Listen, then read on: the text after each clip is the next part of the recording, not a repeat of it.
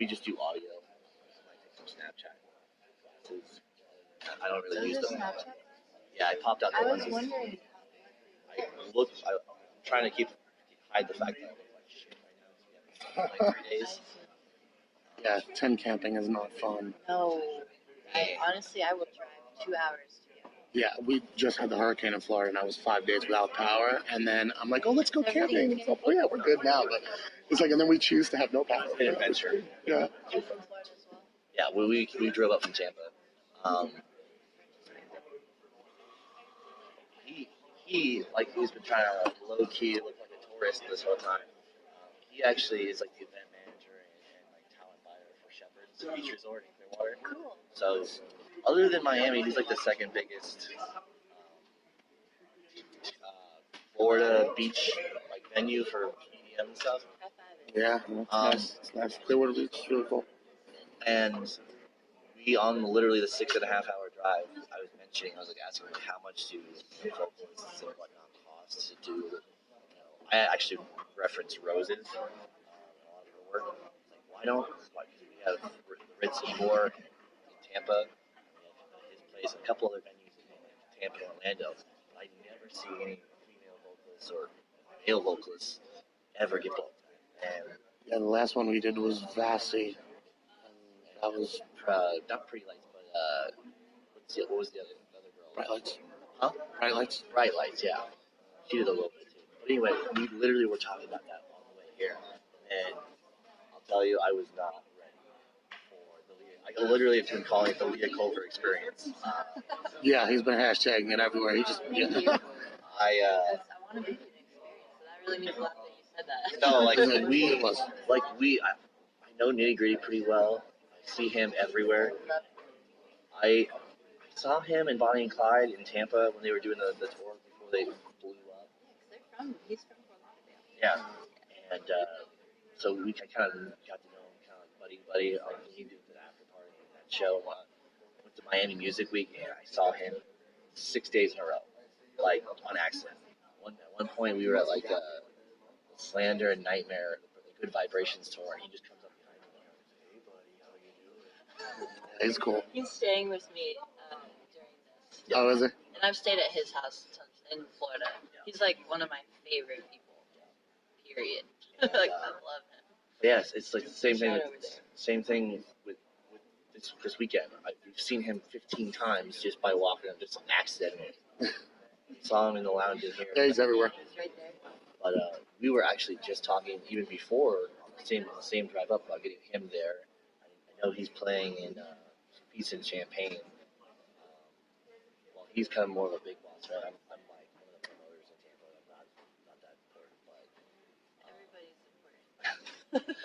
but honestly, we have Alice in Wonderland coming to Tampa. I literally posted I don't know about Alice in Wonderland, but the Leah Culver experience is fucking me up on a spiritual level right now. You had so much. You had the choir, you had Nitty Gritty on guitar, you had the drums, you were doing live vocals, you had the orchestra. It was, and then those giant balls. I don't know how those didn't damage anything, but those giant balls were all over the place. So worried that one of those big balls was just gonna knock those kids out like balls. It didn't happen, so but I was visualizing it. So I'll try it. I'll do a couple of business stuff. Are you touring soon? Any big plans? We're working on that actually. A lot of things are changing with me, like my camp, so to say. We, Hun and I would call him the creative director / manager right now, have created this whole Leah Land thing and like the animations mixed with like live. Well, live has always been important to me. I started as a DJ, I just fell into it, but I always played guitar and drums and sang and songwrite. That's like me. And then I kind of fell into DJing, and then of course fell into production. But the live stuff is like, if in a perfect world, I would be able to play venues that would let me bring those kids and orchestra and everything like that. So that's something that you want part of the tour. You want all that. I love that. Yeah. I know, and I understand. Makes a world of difference. He tries to do it. You guys try to do at least one big live show a year, right? Yeah, we don't have a huge stage. We did keys and crates. We fit them. we got them on there.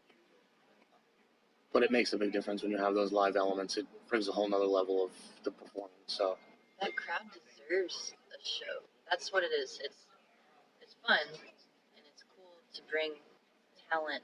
That's all those people were talent. We had a 42-person production. 32 of them were performers, and it was just like every single person on that stage was like glowing with their own talent, and it's just so like it gives me chills to just experience that. Yeah, it was like I said, I knew of some of the vocals and some of the stuff you'd done.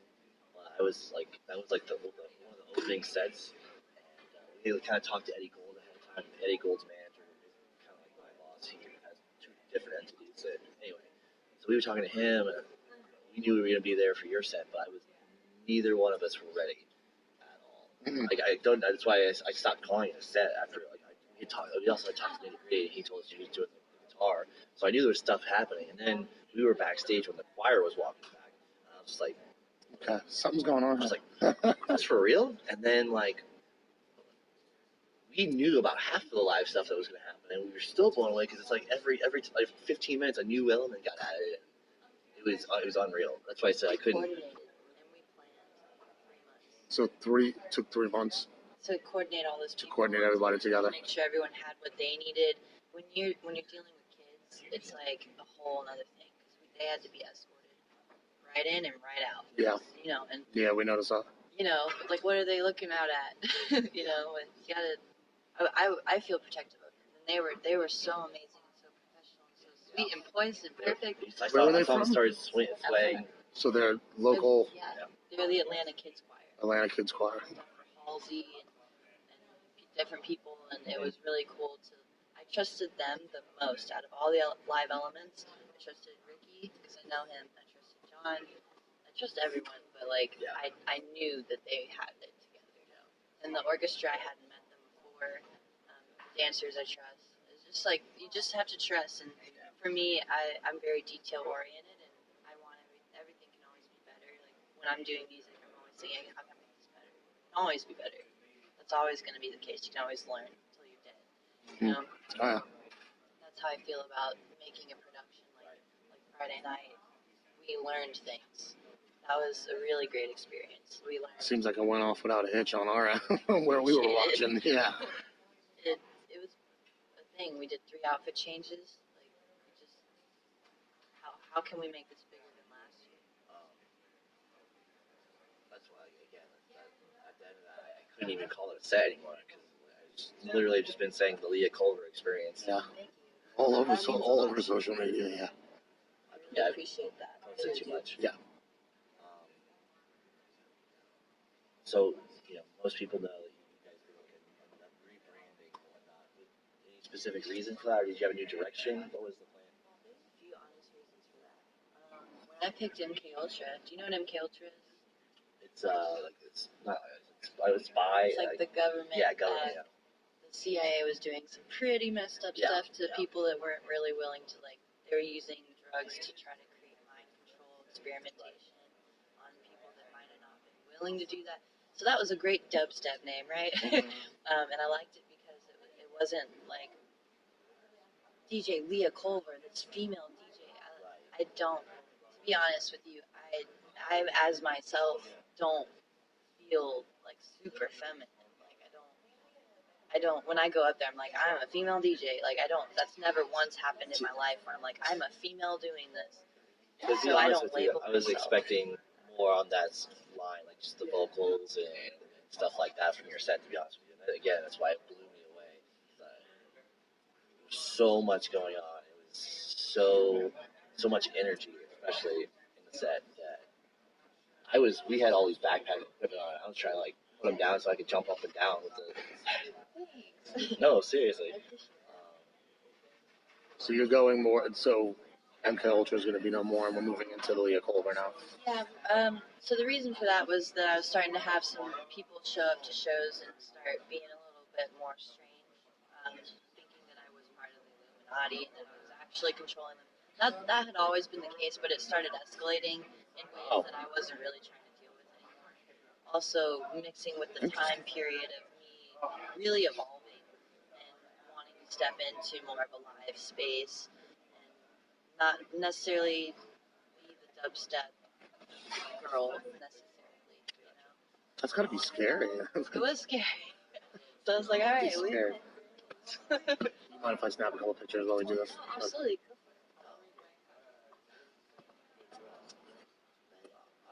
So he's the Shepherd's guy in Clearwater. Alex Shanback works with Sunset Events and Sunset Events. I don't know if you've met him. He's around here somewhere. I have already blown up as many people as I can to get you to either Tampa or Orlando. Like I said, I'm not all that important, but I can throw whispers into ears and Everyone's important. But I think you would crush it in the Tampa market. Like, I'd love to get there. I have a list on my phone of like people that I'd like to follow up with and things like that. So if you'd like to exchange contact, I know Mikey has your contact, but I do my bookings. So. Y'all, you do all your own bookings? It's awesome. When you tour, are you gonna try to incorporate the experience in most of the sets, or? To be honest, I know that the places that I'm gonna play are probably gonna be not as big like that. Yeah. So space-wise, I don't think logistically it would work. That's why I say ideally that would be wonderful. When we get there, we will do that. But just you and Nitty Gritty would be a great pair on the road. No, we get along so well. It's so funny. You guys I don't see how anybody wouldn't get along. Yeah. We've been laughing all weekend because we feel like we're babies together because we get hungry at the same second. He's like, "Are you hungry?" I'm like, I'm right now hungry. I was starting to go like this. He's like, "Are you really tired too?" I'm dying right now. It's I feel synchronized with him and we have the same humor and we're both weird as hell. I love him. I would take him everywhere.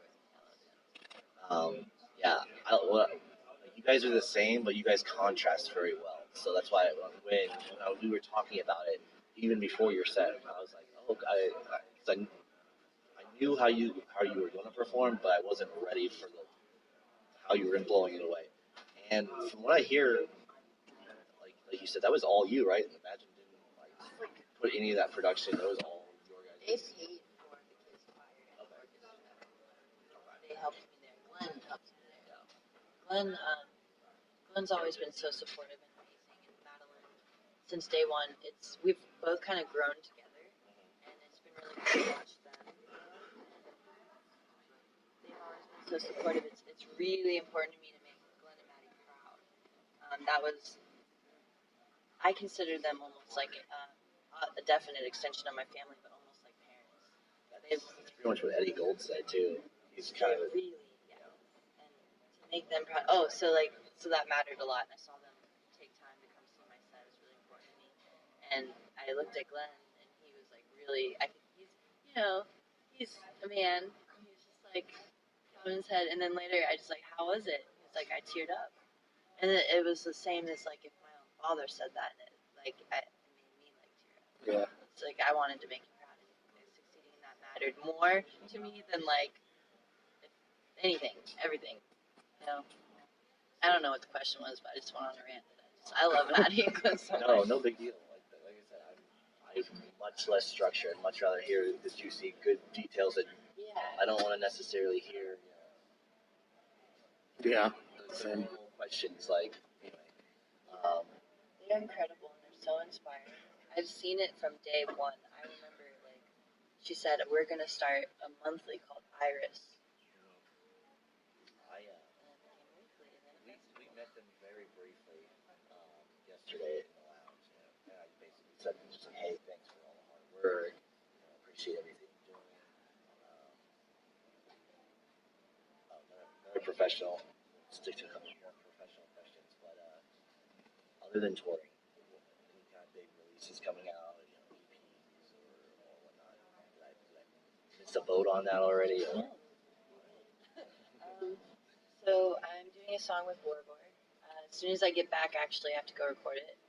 I've already half recorded it, but I gotta go back and do that. And then I recorded a song for Marshmello called Fly. song for Borgore, I think it's called Mattress. Mattress? Yeah. For that Fly song, did he tease a little bit of that? He did tease it in EDC. Yes. Okay. Yeah. Yeah. Yeah. I've heard some IDs of that kind of get released, but it's very short because of the way he mixed it in. That's really cool. It's huge. It's huge. Oh, Yeah. I've known him for a long time. He's a really genuinely talented person, really down to earth, very humble, and everything he has, he deserves. Do you know if he's going to go back to his previous brand soon? I've heard whisperings that he might do that, but I don't. I don't know. He actually lives across the street from me. But his stuff is since day one. I know how protected all of that stuff is, and I'm just as protective of it. I'm just like, let's protect him. He's got so much. I'm so proud of him. Yeah. He's incredible. He's very inspiring. He's kind of one of the main reasons I was listening to like rock and alternative and whatnot until about a year and a half ago. And I went to someone made me go to Sunset Music Festival. I had listened to electronic music before, but like going to a festival, just like I understood it. Like everything made clear. I was Marshmello, and there was a Jack U set that I saw, and those were like eye opening. Like, people like the hippies like to say like third eye open. It was like my EDM eye opening. I got it. What is the craziest shit you've ever seen? Huh? Sure. Like while you're doing a show or as Leah Culver or MK Ultra. Other than, people thinking you're Illuminati, which is already pretty. That is, that's crazy. When I didn't think about it ahead of time, and I'm honestly so glad I left that with all I don't know. Sometimes in the news, MK Ultra gets brought up, and it's always a very negative way. Just because it's mind control, and it's usually the government kind of doing Right. it. When you pair the government and like mind control, it's usually like paired with really negative things I won't even say. You know what I mean? Like things. Okay. Anyway, what was the question? Oh, the craziest thing Murphy at a show. At a show or whatever backstage. I don't know, crazy writers maybe. I'm not sure. I'll give you an example. So we were interviewing Black Tiger, and last night that was an interesting. That was yeah. Anyway, they told us the craziest thing they've ever seen is involved them, some streaking, some climbing up on a tall tree, And they had to stop their set. they had to stop their set, and it was a long Yeah, story. the guy streaked and climbed up a tree, and it was dangerous, so they had to stop the set. They jumped the fence, Yeah. and then there was a hill on the other side of the fence, and security guard jumped after them, and they all kind of rolled down. I've had a lot of embarrassing moments that I Okay. won't forget. Yeah. I'm sure there's something that I could think of. I feel a little bit groggy right now, but one thing I'll never forget is when I was playing a pretty big show, and the camera guy, I had met him before in that city, and when you know someone, you just want to take care of them, And I saw he was doing this, and like somebody bumped him, and it like knocked him real hard. And I didn't think about it. I just like ran around without knowing the stage or anything, not knowing like the whole landscape of anything, and just like stopped what I was doing and like ran around to go check on him. I'm in platforms. Okay, I've never, and again, that was the first time and only time I ever wore platforms to a show, and I didn't see that the speaker. Okay, so where the speaker was down low, and there's a big cutout. And as I ran, I fell right into that cutout. Like a lot of people. I still had the mic, so I was like, Oh my god. You just try to save it, like, what's up, OKC? Like, whatever, like, who's having a good time? I'm like trying to get out. Like, did I break my ankle? I mean, but I didn't. But I won't forget that. And I have a lot of moments like that, actually, where I did embarrassing things on stage. That's the fun stuff. I'm really awkward in general. And I'm very lanky, too, and long and lanky. So even like movements that I do are never gonna be smooth. I accept that. Spaghetti. Spaghetti. Usually, I'm a mess right now, but I usually like to start off. Did you have fun with the festival? What have you seen other than your experience? Any sets that you really enjoyed? Or? The most fun. Like, really. It's been, the show was like, there were a lot of reasons that I had to make sure that every single thing was perfect. When you're working with that many people, you have to have cues and everything has to be timed right because there's only so much space on the stage and stuff. So that was fun, and the whole experience was really fun. But like after the show, it was like, yeah, let's go. You got it done early, so yeah. Kind of fun weekend. I think Noisia last night was really cool. Zomboy and Flux Pavilion.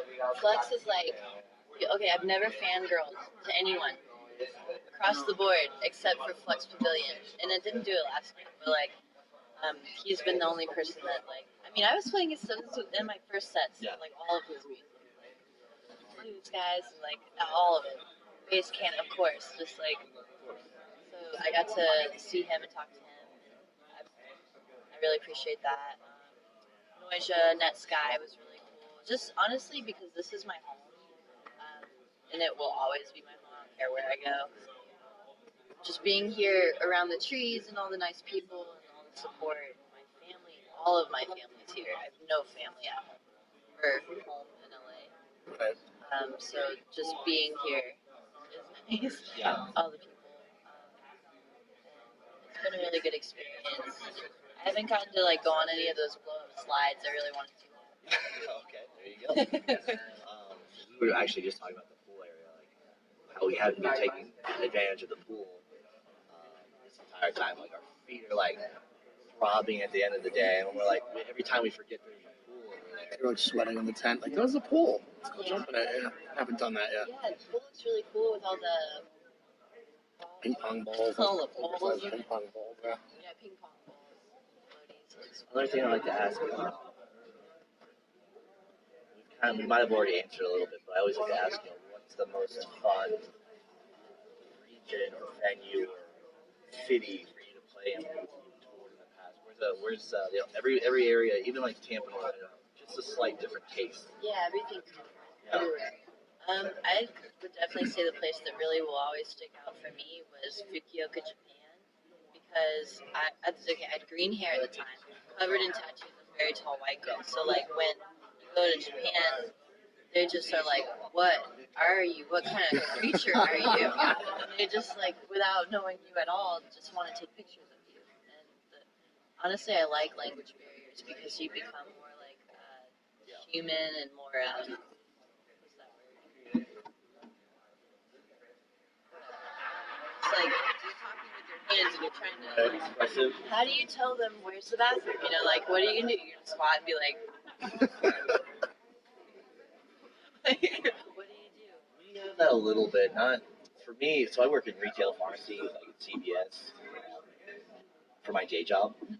But since we're in Florida, we have a lot of Spanish speakers. Same with Atlanta. Yeah. So we get that a lot. So I know exactly what you're talking about. It also makes it, like you said, it's more of a basic, it's more basic and pure kind of thing. You're like basically two different animals trying to like. Yeah. I grew up in Norcross, Georgia, and in my elementary school, I'm really grateful for this, was so culturally diverse. So my entire experience of like growing up in the school system has been extremely diverse. There was no minority or majority. There really wasn't. It was like everybody together in a great melting pot.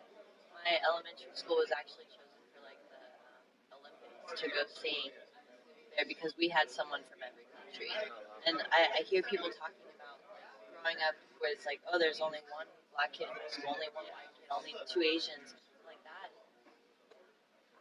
I'm sorry for you in my head, but like I'm like, wow, that's crazy. Dallas County is a lot of the urban areas in Florida are very no one's from Florida type of deal.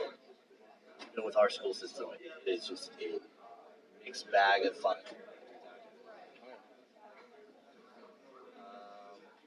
We have, like around what time the new songs are going to be released? We have ETA on that, so we can keep an eye out. Because I can't control the features. I recorded that Marshmello song like 3 years ago, maybe two years ago. So it's like they told me they're releasing it soon, and then Borgore is he'll be a quick release probably in the next few months. Both of them say the next like 2 months. So you think we'll see you with Borgore?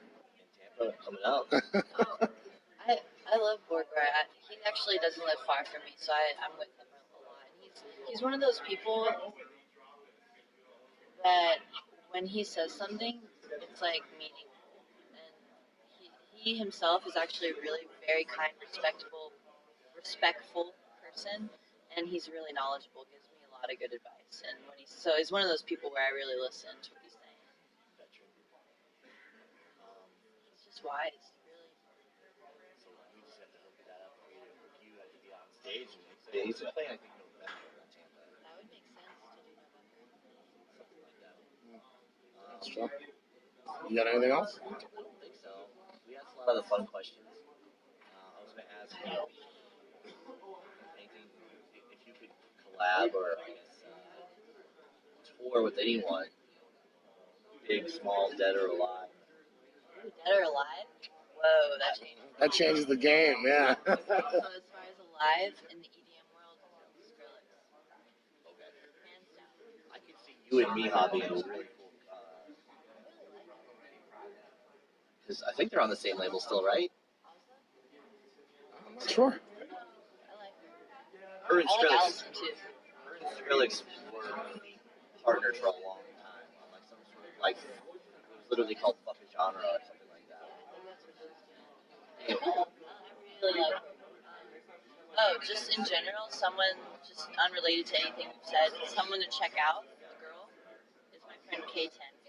Kayten.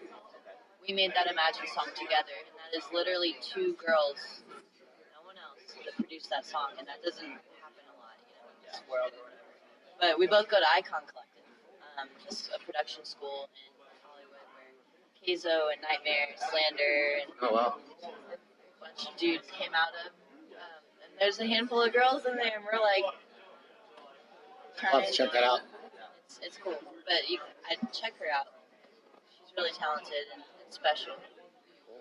But to answer your question, dead or alive, Skrillex in the EDM world, and I'd say Paramore in the not EDM world, live and dead.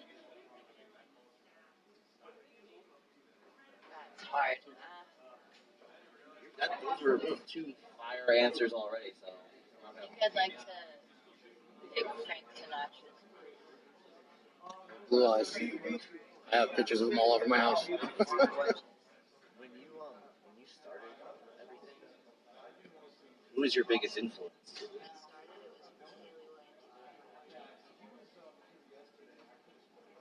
3 years ago, I was listening to Paramore. Now I'm listening to the Leah Culvers, the Halseys, or the Adventure Clubs. It doesn't necessarily have to be a so, I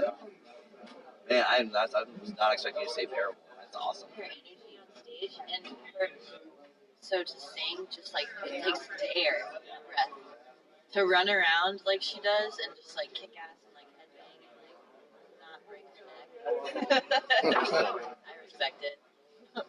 She's really talented and kind. I've heard that actually before. She's touring Tampa a lot, so I've heard from friends who did like a meet and greet that she was awesome like that. I think I'm good. I don't want to waste anyone's time. So. You're never wasting anyone's time. But I'm not sure what the next one is. I don't know where my show is.